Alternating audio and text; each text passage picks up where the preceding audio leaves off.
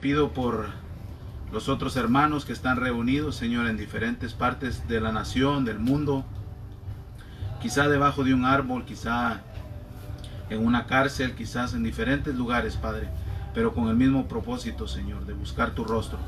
Gracias, Padre, por todo lo que nos das, y todo lo que hagamos, Señor, sea para honra y gloria tuya y bendición nuestra. En el nombre de Jesús te lo agradecemos y te lo pedimos. Amén.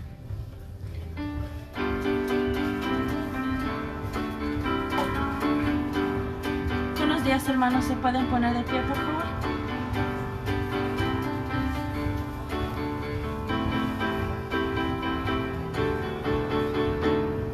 Bueno es alabar, oh Señor, tu nombre, darte gloria, honra y honor. Por siempre bueno es alabarte, Jesús, y gozarme en tu poder, porque grande eres tú, grandes son tus obras, porque grande eres tú, grande es tu amor, grande es tu gloria. Bueno es alabar, oh Señor, tu nombre, darte gloria, honra y honor. Por siempre bueno es alabarte, Jesús, y gozarme en tu poder, porque grande eres tú, grandes son tus obras, porque grande eres tú, grande es tu amor, grande es tu gloria, porque grande eres tú, grandes son tus obras, porque grande eres tú,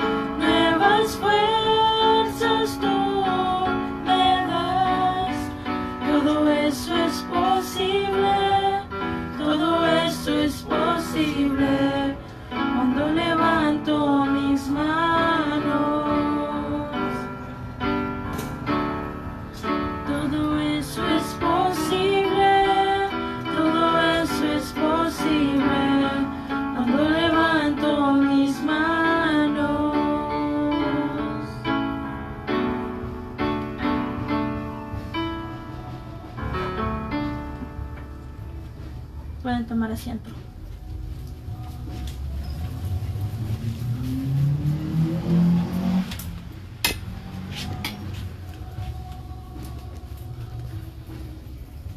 Bueno, en esta mañana tenemos un par de anuncios. Primeramente, es nuestro segundo domingo teniendo nuestro servicio al aire libre hasta que las cosas cambien, ¿verdad? Si necesita usar el baño durante el servicio, aquí directamente por esta puerta, no se vaya a ir allá atrás del edificio, sino aquí por esta puerta, ¿verdad? También allá atrás tenemos a nuestro hermano Héctor Gallardo y su esposa Amparo, y los hermanos, aparte que son de Guatemala, ¿verdad? También nos comunicaron que van a estar con nosotros un tiempo, unos 15, 20 años, qué sé yo, ¿verdad? Pero nos da mucho gusto de ello, y los hermanos tienen deseo de trabajar, son muy trabajadores para el Señor, y eso es de bendición, así como lo son cada uno de ustedes. Esta semana estuvimos fuera del estado, mi esposa, mi familia, y nuestro hermano Tomás, que lo voy a introducir dentro de un momento, él lleva un estudio bíblico en Génesis, y me ha invitado en 2 o 3 ocasiones a compartir. Ha sido de gran bendición. El hermano es un seminarista, es un hombre con hambre de la palabra de Dios, y le dije, quisiera que te mojaras los pies predicando, hermano, un día de estos allá en la iglesia, y creí que era una buena oportunidad para que el hermano viniera en esta ocasión y cubrirme un domingo y compartir la palabra de Dios. Y si nos puedes decir quién te acompaña, hermano, esta mañana. Mi esposa Nancy, mi suegra, mi hija Amy, mi hija mayor, perdón, Zoe y Amy. Estoy confusando los nombres. Muy bien, y el hermano es Tomás Portillo.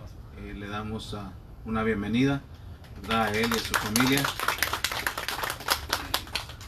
Y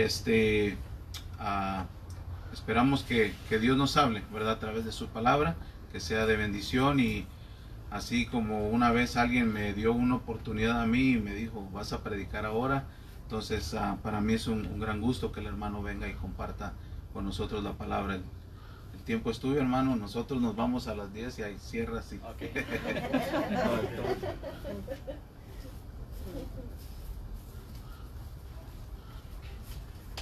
Buenos días. Qué bonitos los cantos, ¿verdad? Alguien dijo una vez de que cuando cantamos al Señor es simplemente regresarle el respiro que Él nos ha dado a nosotros. El día de hoy vamos a hablar del capítulo 15 de Primera de Corintios. Esta es una doctrina muy importante para el cristianismo, para cada uno de nosotros. Pero antes de empezar en ese capítulo tan importante, y creo que va a ser muy relevante para cada uno de nosotros, me gustaría que empezáramos no solamente en oración, sino que podamos entregarle el tiempo completamente al Señor.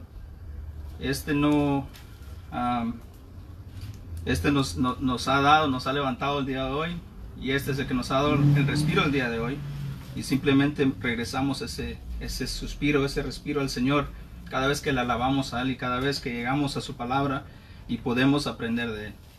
Amén. Damos gracias, Santísimo Padre, por este tiempo, Señor. Te pido, Señor, que sea tu palabra la que sea predicada, la que sea expuesta, Señor, y no opiniones personales, Señor, no que sean cosas, Señor, que yo quisiera decir, que sean cosas, Señor, que yo quiero, Señor, que se proclame solamente tu palabra, Señor. Te doy gracias por cada uno de los hermanos que están aquí este día. Te doy gracias por esta iglesia, Padre. Te pido, Señor, de que nos des una mente para poder entender estas cosas, Señor. Nos des un corazón para poder recibir estas cosas. Y nos des, Señor, fuerza y nos des voluntad, Señor, para poder practicar estas cosas. Ayúdanos, Señor, a poder ser testimonios vivos para otros. Ayúdanos a poder escudriñar tu palabra y poder aprender de ella, Señor. Te doy gracias por mis hermanos de este día y te doy gracias, Señor, por todo esto en nombre de Jesús amado. Amén. Amén. Simplemente en el capítulo 15 de Primera de Corintios había muchos predicadores en este entonces que hablaban de que la doctrina de la resurrección no era tan importante o no era una doctrina que se tenía que predicar. Pablo estuvo por 1 año y medio con los corintios. Esto lo vemos en Hechos 18. Pero algo que me llamó mucho la atención de este capítulo, cuando el hermano me dijo que si podía venir este día y compartir algo con ustedes. Creo que muchas de las veces nosotros sabemos cuál es el evangelio o cuál es la razón del evangelio, pero muchas de las veces no nos damos cuenta el extent o la margen más grande del evangelio. Pablo estaba hablando a los corintios y diciéndole a unos de ellos, porque aunque ellos no dudaban de la resurrección de Jesucristo, ellos dudaban de su propia resurrección. Y creo que esto es relevante para cada uno de nosotros en estos tiempos, ¿verdad? Estamos pasando, tenemos que juntarnos afuera. Mucha gente, cuando empezó esto de la pandemia, y fuimos a la tienda con mi esposa una vez, se miraba la desesperación en los ojos de la gente. Algo que a mí me llama mucho la atención del versículo 32 de este capítulo es de que Pablo dice: si la resurrección no existe, como muchos predicadores dicen, aún hoy día, tenemos ciertas sectas que dicen de que morimos y nada más. Eso me recuerda mucho a un dicho en Guatemala que dice que el perro muerto se murió la rabia. Algo así dice que sea, ya no hay nada más, morimos y eso es todo.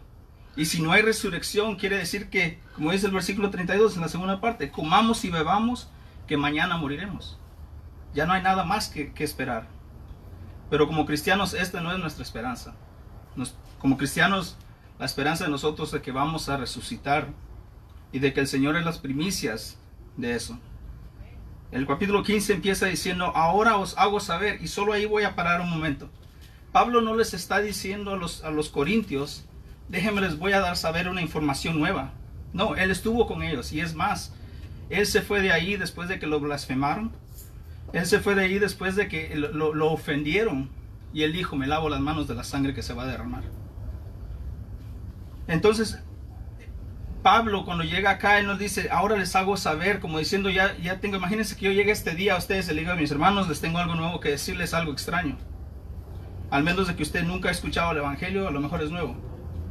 Pero si ustedes han escuchado el evangelio y empiezan a predicar algo que no es lo que dice la escritura, entonces, como dice Pablo en Gálatas, que yo sea anatema o que sea maldecido. Entonces Pablo, cuando les dice a ellos: ahora os hago saber, les está diciendo: déjenme les recuerdo de lo que ustedes ya saben, hermanos, el evangelio que os prediqué, versículo 1, el cual también recibisteis, en el cual también estáis firmes. Pablo les viene a dar unas buenas nuevas, que es lo que el evangelio significa, del griego evangelion, significa buenas nuevas. Déjenme les doy un ejemplo en este entonces, en cómo se usaba esta palabra. Que viniera el hermano Chris Aldana y me dijera: hermano, te puedo decir cómo te puedes ganar $1 millón. Para mí esas son buenas noticias. Pero me diga: pero tienes que trabajar 24 horas, 7 días a la semana por el resto de tus 10, por el resto de los 10 años. No son noticias tan buenas. Pero si él viene y me dice: hermano, un hermano se compadeció de ti y era millonario y te dejó $1 millón. Esas son noticias buenas. Cuando Pablo está llegando, le dice: déjenme les recuerdo lo que yo les prediqué, este evangelio, estas buenas nuevas. Y no está hablando de $1 millón, está hablando de unas noticias buenas. Y más adelante veremos cuáles son estas. Que os prediqué, que yo les dije, en el cual también recibiste. Eso no es algo nuevo, esto fue algo que yo les dije y ahora ustedes lo han recibido, en el cual ustedes están firmes. ¿Cuántos de ustedes aquí les han predicado el evangelio? ¿Cuántos de ustedes lo recibieron? ¿Y cuántos de ustedes están firmes en ese evangelio? Pero no solamente está ahí. Por el cual también, dice el versículo 2, sois salvos si retenéis la palabra que os prediqué, a no ser que hayas creído en vano. Estas noticias que yo les he dado a ustedes, que ustedes recibieron, en el que están firmes, miren el futuro. por el cual sois salvos si retenéis, si lo continúan reteniendo, ¿verdad? Al menos que hayas creído en vano.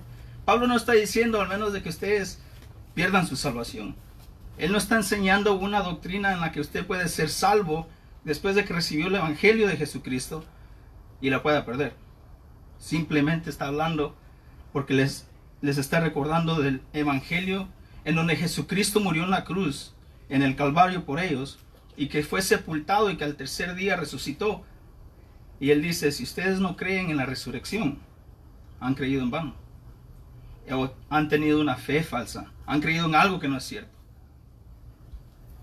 Versículo 3 dice, porque yo os entregué en primer lugar lo mucho que recibí, que Cristo murió por nuestros pecados conforme a las Escrituras. Estoy un poco agradecido con esta oportunidad y esta fue la parte más difícil para mí en este mensaje. Es que dice Pablo, porque yo os entregué en primer lugar lo mismo que recibí. Pablo no lo recibió de hombre. Pablo no vino y dijo, yo les traigo este evangelio que yo inventé, que yo hice. No, Pablo recibió esto. Cuando nosotros vamos a la carta de Gálatas, podemos ver de que él dice de que él recibió esto por medio del Señor Jesucristo. El Señor Jesucristo se lo reveló. Después Pablo se va por 3 años al desierto. Después de eso se va con los apóstoles. Pero él les dice, no les traigo algo nuevo que yo me he inventado, sino que les traigo algo que yo recibí. Que Cristo murió por nuestros pecados. Muchos de nosotros sabemos cómo Cristo murió. Pero para los que se nos olvida muy frecuentemente. Y usted dirá, ¿cómo que se nos puede olvidar frecuentemente? Bueno, cuando vemos el capítulo 11 de Corintios, digo, hagan esto en memoria de mí. O sea, que no se les olvide. Tomen memoria, porque se les olvida. Háganlo en memoria de mí. No se les olvide. Ahí mismo vemos cuando dice, en el mismo capítulo 11 de Corintios, dice Pablo, porque lo que recibí del Señor, después de que, mucho antes de decir de cómo tomó el pan, él está hablando de que recibió esta información de Jesucristo. Podemos ver capítulos 9 de Hechos, podemos ver Gálatas 1, Gálatas 3.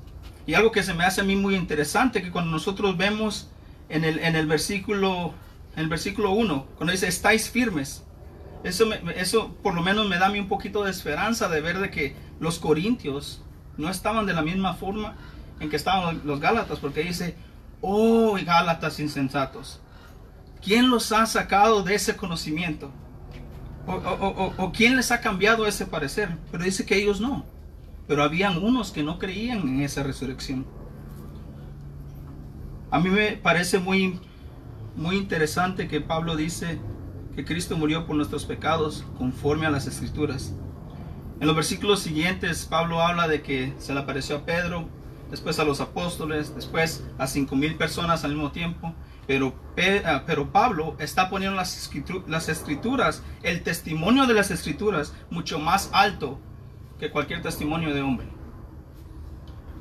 Pero esta es la parte más difícil para mí. En la forma que ellos crucificaban, los romanos no fueron los que inventaron la crucifixión. Los romanos, ellos la perfeccionaron. En la manera que lo hacían es que agarraban a la persona y hay algo que se llama, lo latigaban. Lo latigaban a esta persona. Les daban 39 latigazos. Era un mango o una garra de madera que tenía cueros y tenía mármol o hueso afilado o vidrios.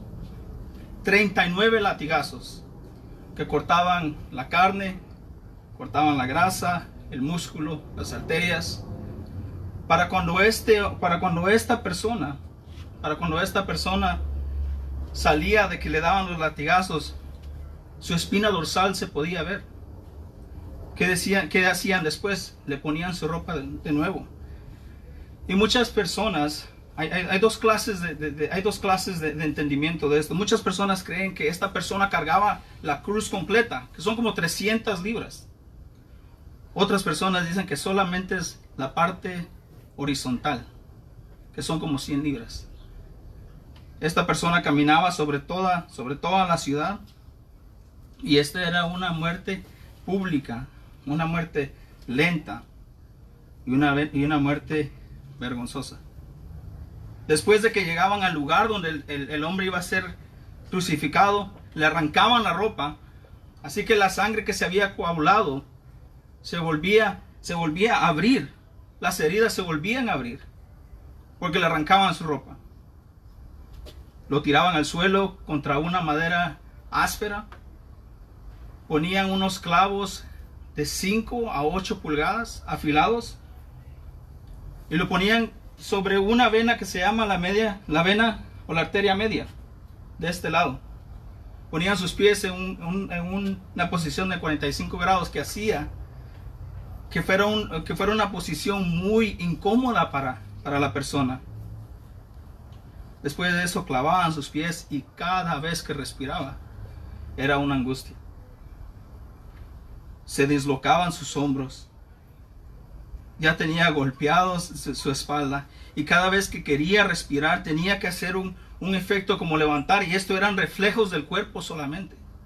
Cada vez que quería tomar un respiro tenía que levantar su pecho, y no nos olvidemos que su espalda estaba abierta, y cada vez que tomaba este respiro se raspaba su espalda contra la madera. Después de esto, si el hombre o esta persona duraba mucho tiempo para morir, quebraban sus piernas para que ya no pudiera levantarse y respirar, y muchas veces morían por asfixia o trauma, paros cardíacos, o se rompía su corazón, un shock en el que entraban. Si aún así no morían rápido, les insertaban una lanza o una daga en el corazón. No nos olvidemos de una corona de espinas como de 2 pulgadas cada una, en donde tenemos glándulas en la cabeza, donde la gente se ha desangrado y muerto solo por una pequeña abertura en su cabeza, en el cuero de su cabeza. Aparte de eso, Isaías 56 dice que Jesucristo, a él le arrancaron la barba de su rostro. Si pueden ir conmigo por favor a Isaías 52.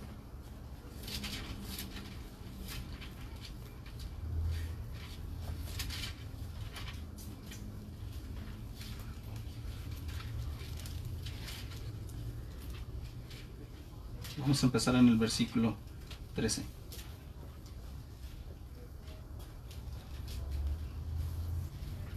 He aquí, mi siervo prosperará, será enaltecido, levantado y en gran manera exaltado, de la manera que muchos se asombrarán de ti, pueblo mío. Así fue desfigurada su apariencia, más que la de cualquier hombre, y su aspecto más que la de los hijos de los hombres.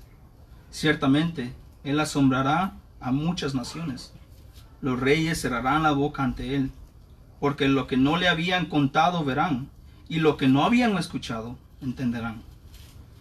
¿Quién ha creído en nuestro mensaje?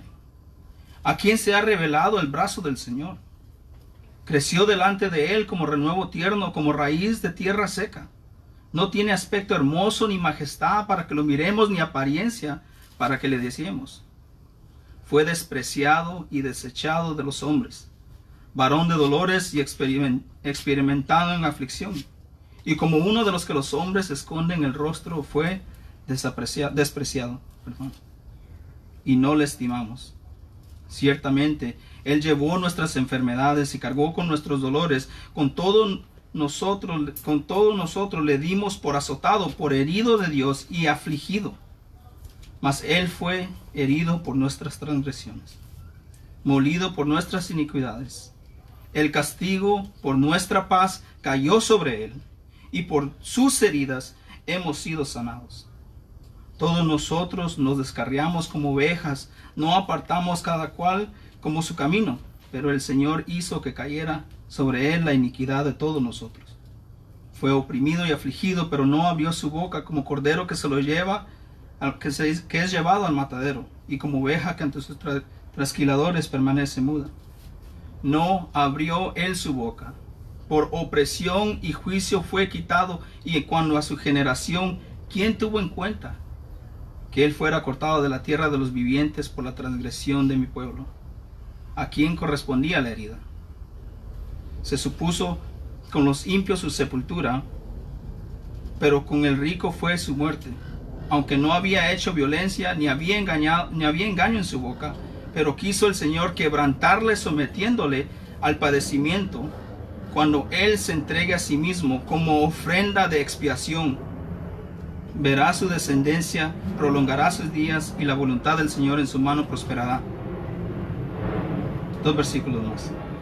Debido a la angustia de su alma, y lo verá y quedará satisfecho por sus conocimientos. El justo, mi siervo, justificará a muchos y cargará las iniquidades de ellos. Por tanto, yo les daré parte con los grandes.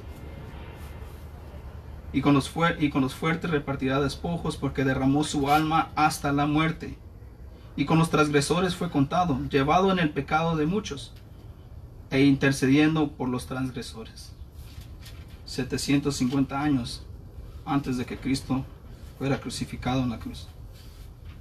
Cuando Pablo está diciendo en el versículo 3, de acuerdo a las Escrituras, tenemos Salmos 22, tenemos pasajes en Isaías 52 y 53, tenemos muchísimos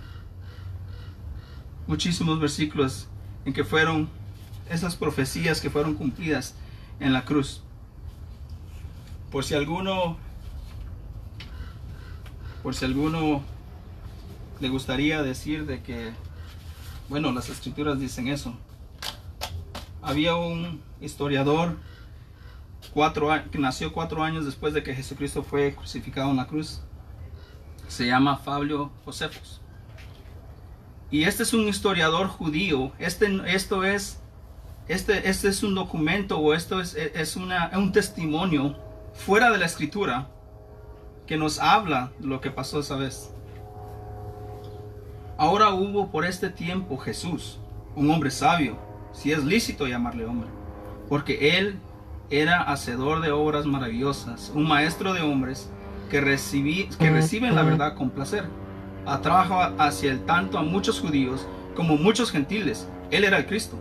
Y cuando Pilato, por sugerencia de los hombres principales entre nosotros, lo condenó a la cruz, lo que lo amaron al principio no lo abandonaron, porque se les apareció vivo de nuevo al tercer día, como los profetas divinos habían predicho. Estas y otras 10,000 cosas maravillosas que le conciernen, y la tribu de los cristianos, llamada así por él, no se han extinguido en este día.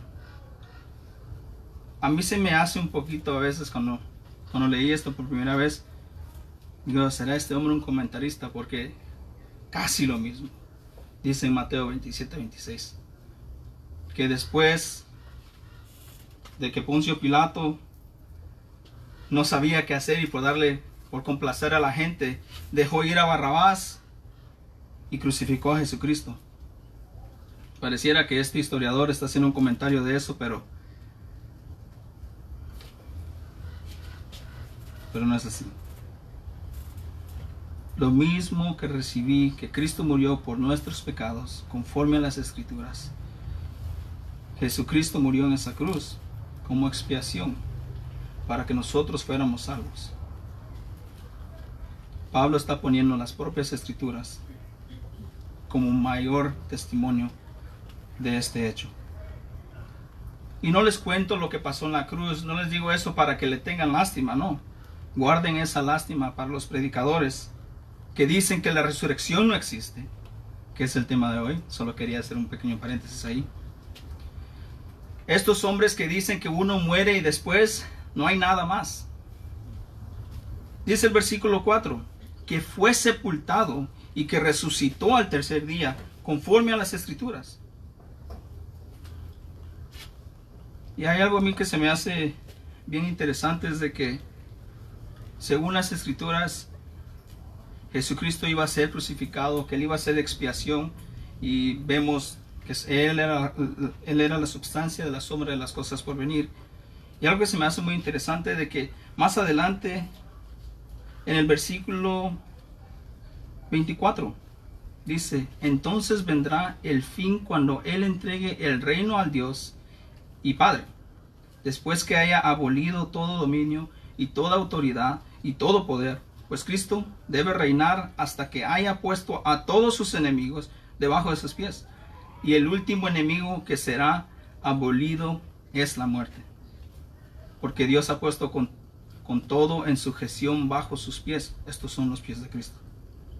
Pero cuando dice que todas las cosas le están sujetas, es evidente que se exceptúa aquel que se ha cometido a él todas las cosas. Este Cristo fue crucificado, pero dice que él salió reinando, él salió dominando todo.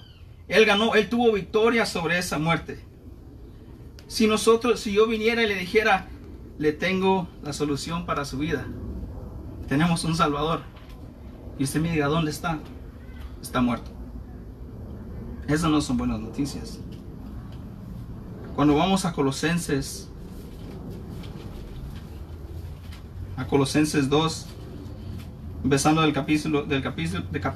versículo 13, dice: y cuando estabais muertos en vuestros delitos y en la incircuncisión de vuestra carne, os dio vida juntamente con él, habiéndonos perdonados todos los delitos, habiendo cancelado el documento de deuda que consistía en decretos contra nosotros y nos era adverso, y lo ha quitado en medio, clavándolo en la cruz.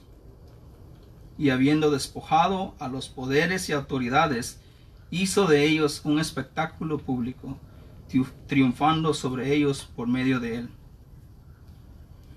¿Cómo es que hizo un espectáculo público, triunfando sobre ellos por medio de él? ¿Cómo hizo eso Jesucristo?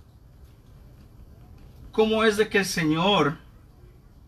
cómo es que Jesucristo pagó por mis pecados? Él murió en mi lugar, y las Escrituras dicen de que cuando él hizo esto, él despojó a los poderes y autoridades y hizo de ellos un espectáculo público.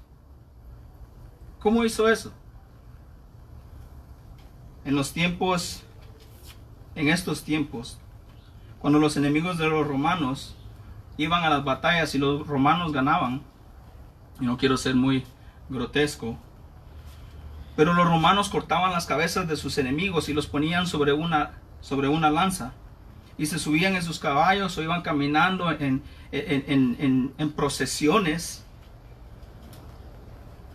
y levantaban las cabezas enseñando: he aquí nuestros enemigos, he aquí nuestros enemigos, y esto pasará si van contra nosotros. Jesucristo, cuando cargó esa cruz, iba en la mitad, iba caminando por esa ciudad, cuando iba cargando la cruz. He aquí, él hizo prueba, he aquí, él mostró cómo estaba teniendo victoria sobre la muerte. Él hizo un espectáculo público enseñando la cruz por la ciudad. Mis hermanos, el Evangelio no solamente es que Jesucristo murió en la cruz del Calvario, o que fue clavado nuestros pecados en la cruz, sino que también que Él fue sepultado y al tercer día resucitó, Él siendo las primicias. ¿Qué quiere decir esto? El Evangelio no es que Dios te ama. El Evangelio no es vas a estar mejor si crees en Dios. El cielo y la tierra pasará, pero su palabra no pasará. La polilla se va a comer todo esto, mis hermanos. El pianito está bonito, pero se va a quedar aquí. Nuestras carnes se van a pudrir. Vamos a morir. En este capítulo Pablo nos está diciendo de que nuestros cuerpos serán glorificados y que vamos a resucitar. Dice el versículo 12: ahora bien, si se predica que Cristo ha resucitado de entre los muertos, ¿cómo dicen entre vosotros que no hay resurrección de los muertos? Y si no hay resurrección de los muertos, entonces ni siquiera Cristo ha resucitado. Y si Cristo no ha resucitado, vana es entonces nuestra predicación, y vana también vuestra fe. ¿Qué estamos haciendo aquí si no hay resurrección? ¿Por qué estoy parado yo aquí si no hay resurrección? ¿Por qué están sentados ustedes ahí si no hay resurrección? A mí me encanta muchísimo lo que nos dice Romanos 4, voy a empezar versículo 23. Y no solo por él fue escrito que le fue contada, sino también por nosotros, a quienes será contada, como los que creen en aquel que levantó de los muertos a Jesús nuestro Señor. Versículo 25. El cual fue entregado por causa de nuestras transgresiones y resucitado para nuestra justificación. Entonces, el Evangelio es tener vida eterna en Cristo, amén. Pero vamos a resucitar. Y más adelante nos dice en el versículo 32 que estaba leyendo anteriormente: si por motivos humanos luché contra fieras en Efeso, ¿de quién me aprovecha si los muertos no resucitan? ¿De qué me sirve estar parado aquí predicando el Evangelio o hablando de la palabra del Señor si los muertos no resucitan? Entonces comamos y bebamos, que mañana moriremos. ¿Qué esperanza es esa? Thank you, brother. Estoy llorando con mi cuerpo. No os dejes engañar. Las malas compañías corrompen las buenas costumbres. ¿Cuántos de nosotros tenemos amigos que no son cristianos? Y si ustedes como yo, a todos mis amigos, les deseo que todos mis amigos que conozcan el Evangelio. Pero si ellos creen en otra religión, como, no voy a decir el nombre porque se enojan los testigos de Jehová, pero si usted cree en una religión como esta, usted muere y ya no pasa nada. That's it. Ya, se terminó. Ya no pasa nada. Hizo lo que pudo en esta tierra. Y si usted es como ellos, o si su amigo es como ellos, usted le va a predicar a ellos la verdad de las Escrituras, y ellos le van a predicar la verdad según sus opiniones, según su entendimiento, el de ellos. Entonces ellos le van a decir: no, la resurrección no existe. La resurrección no existe. Y usted dice: no, sí existe. Es parte del Evangelio. Si yo predico un Evangelio en donde no digo la resurrección, que la resurrección de los muertos está incluida ahí, no estoy predicando un Evangelio completo. Y es lo que Pablo está diciendo. A estos hombres que dicen esto: hermanos, no se dejen engañar. Las malas compañías corrompen las buenas costumbres. Y esto digo, hermanos, que la carne y la sangre no pueden heredar el reino de Dios, ni lo que se corrompe hereda lo corrompible. Pablo, unos versículos antes, y me gustaría tener mucho más tiempo. A mí mi hermano me dijo que eran 2 horas, pero después me di cuenta que son nomás 30 minutos. Cuando nosotros vemos el ejemplo que Pablo usa anteriormente conforme a nuestros cuerpos glorificados, yo creo que muchos de nosotros los queremos. Cuando Pablo usa este ejemplo, dice: es como la semilla. Primero se pudre antes de que dé vida. Por ejemplo, la semilla del árbol. Antes de que el árbol pueda ser un árbol, esa semilla se tiene que pudrir en la tierra. Y estoy usando esas palabras porque, para que me entiendan bien, antes de que nosotros podamos salir y tengamos ese cuerpo glorificado, nuestros cuerpos tienen que morir. Nuestros cuerpos naturales. Y hay un versículo acá que llama mucho la atención, y solamente voy a aludir a ese versículo. No vamos a estar mucho tiempo ahí, pero dice que no toda la carne es la misma carne, sino que una es la de los hombres, otra la de las bestias, otra la de las aves, y otra la de los peces. Hay asimismo cuerpos celestiales y cuerpos terrestres, pero la gloria del celestial es una, y la del terrestre es otra. Esto es versículo 39 y 40. Versículo 41. Hay una gloria del sol y una gloria de la luna. Hay una gloria de las estrellas, pues una estrella es distinta de las otras estrellas en gloria. Versículo 42. Así es también la resurrección de los muertos. Se siembra un cuerpo corruptible y resucita un cuerpo incorruptible. ¿Cuántos de nosotros quisiéramos tener un cuerpo incorruptible, hermanos? Saber de que los dolores de espalda, los dolores físicos, o esos exámenes que nos regresaron y dicen de que hay algo medio raro ahí. Nuestra esperanza no es solamente tener esos cuerpos incorruptibles, esos cuerpos glorificados, sino que cuando estemos con Dios, vamos a estar con Él, vamos a ser como Él, incorruptibles.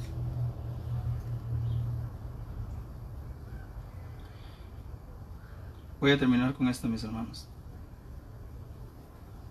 Cuando nosotros estemos en este cuerpo incorruptible, podremos decir, pero cuando esto corruptible se haya vestido de incorrupción y esto mortal se haya vestido de inmortalidad, entonces se cumplirá la palabra que está escrita, devorada ha sido la muerte en victoria. Versículo 55. ¿Dónde está, oh muerte, tu victoria? ¿Dónde, oh sepulcro, tu aguijón? El aguijón de la muerte es el pecado, y el poder del pecado es la ley. Versículo 57. Pero a Dios gracias, que nos da la victoria por medio de nuestro Señor Jesucristo. Por tanto, mis amados hermanos, estar firmes, constantes, abundando siempre en la obra del Señor, sabiendo que vuestro trabajo en el Señor no es en vano. De la misma forma de que la resurrección, de que el Evangelio, no lo crean en vano. Algo a mí que se me hace interesante es de que nos da esta promesa. Primero Pablo nos enseña cuál es el Evangelio y luego nos dice de que esta resurrección es parte de este Evangelio. Y después nos dice, espérate tantito. Por tanto, mis amados hermanos, estén firmes, constantes, abundando siempre en la obra del Señor. No solamente se sienten ahí diciendo amén. Pónganlo en práctica, mis hermanos. ¿Cuántos de sus amigos conocen el Evangelio? ¿Y cuántos de sus amigos tienen esa esperanza de decir, esta vida no es nada? Y que podamos darles el Evangelio y que puedan decir, wow, si vivo le pertenezco a Cristo, si muero le pertenezco a Cristo, así que si vivo le pertenezco a Cristo. ¿Ven la esperanza, diferencia que los cristianos tienen a comparación de la esperanza que el mundo tiene? El mundo no tiene salvación si no es por el único nombre, sobre todo nombre, que es de Jesucristo. Tenemos que predicar la cruz, pero también tenemos que enseñar el Evangelio, hacer discípulos, mostrarles la hermosura de este Evangelio, lo que nos ha traído vida, porque estábamos muertos en nuestros delitos. ¿Y qué dice 2 de Corintios 5:21? A Él lo hizo, el que no conocía pecado, lo hizo pecado, para que nosotros fuéramos contados como justos. Hubo una transacción entre el Padre y el Hijo, para que en la cruz nuestro pecado fuera pagado. Esa expiación que Cristo hizo. Cuando el Señor ve la cruz, ve el grotesco olor y la mirada de ese pecado. Pero Cristo pagó por eso en la cruz. Cuando nos mira a nosotros y creemos en Cristo, nos ve como santos. No nos mira como pecadores, pero como santos. Actuemos como tal, sabiendo que nuestra fe no es en vano. El apóstol Andrés, el gobernador, esta fue la manera en que Andrés murió. El gobernador de este tiempo decía a Andrés que dejara de predicar este evangelio en el cual Cristo había muerto, en el cual Pablo en el capítulo 17 de Hechos les dice de estos dioses que ustedes no saben, yo les vengo a hablar de uno de ellos. Estoy dando mis propias palabras. Cuando Pablo empieza a hablar de la resurrección, dice, otro día te escuchamos. Hechos 17, pues quieren agarrar la información. El apóstol Andrés, en los años 60, 70, a él lo mataron por predicar la cruz, por predicar el evangelio, por predicar de que había un hombre que había muerto y que había resucitado al tercer día y que él había pagado por nuestros pecados y que ahora, si moríamos, íbamos a resucitar. Se dice fácil, pero fue una paga grande. Tanto es la convicción de este hombre. El apóstol Andrés, en los años 60, 70, después de que el gobernador de ese entonces le pidiera no predicar a Dios y que en lugar alabara a los ídolos de ellos, dijo, después de negarse de predicarlos, dijo, bueno, te mataremos. Andrés, cuando iba camino a su crucifixión, que es diferente a la crucifixión de Jesucristo, él fue crucificado en unas maderas en forma de X. Pero Andrés no dijo, no me mate, yo persigo, yo voy a alabar a estos ídolos. Andrés no dijo esto. Andrés dijo, oh cruz, muy bienvenida y esperada desde hace mucho tiempo. Vengo a ti con una mente dispuesta, con alegría y deseo, desde que soy un seguidor y estudiante de aquel que murió en ti. Siempre te he amado y siempre busqué abrazarte. Cristo murió como expiación por nosotros. Y por su resurrección, Él resucitó para nuestra justificación. Estamos en tiempos donde puede de que haya tribulación o que mucha gente diga que estamos en los últimos días o usted le pone nombre. Pero nuestro problema no es las noticias de las 11. Nuestro problema no es noticias de las 5 de la mañana. Nuestro problema es que si cuando estemos puestos en un lugar en donde tenemos que decir, oh cruz, por ella misma fue salvo, fui yo salvo, no me importa morir en ella. El Señor Jesucristo nunca nos pidió algo que Él no hiciera. Dijo, levanta tu cruz y sígueme a mí. No mucho tiempo después de eso, Él levantó la cruz y murió por mí. Amén. Damos gracias, Santísimo Padre, por este tiempo, Señor. Pedimos, Padre, de que estés con cada uno de nosotros, Señor, que nos ayudes en estas tormentas que podamos tener en nuestro corazón, Señor, que los problemas que podamos tener, Padre, que estos dolores temporales, Padre, ayúdanos, Señor, a poner nuestros ojos en las cosas del cielo y no las cosas de aquí abajo. Te pedimos que estés con nosotros, Señor, y que nos des fortaleza, Padre, que podamos abrazar esa cruz en la que moriste, pero también, Señor, abrazar las promesas que nos diste. Padre, ayúdanos a poder ser fieles siervos, a poder, Señor, a aplicar estas cosas que aprendemos. Señor, ayúdanos a amarte y glorificarte y que nuestras vidas sean lámpara para otros, Señor, que tú seas, Señor, el que brilla sobre nosotros. Ayúdanos, Señor, a ser vasos, Padre. Ayúdanos a ser servidores, a amar a otros, a servirles a otros, Señor. Sabiendo, Señor, de que nuestra fe no es en vano y que esta vida es pasajera. Y, Señor, cuánto anhelamos verte. Cuánto anhelamos, Señor, o que regreses o ir contigo, Señor. Ayúdanos, Señor, a saber de que la polilla, enfermedades, los virus, todo eso no tocará nuestra morada. Porque en el cielo donde tú estás no hay nada incorruptible. Ayúdanos, Padre, a ser fieles, a amarte y glorificarte. Te pedimos, Señor, todo esto en el nombre de Jesús amado. Amén y amén. Muchas gracias, hermanos.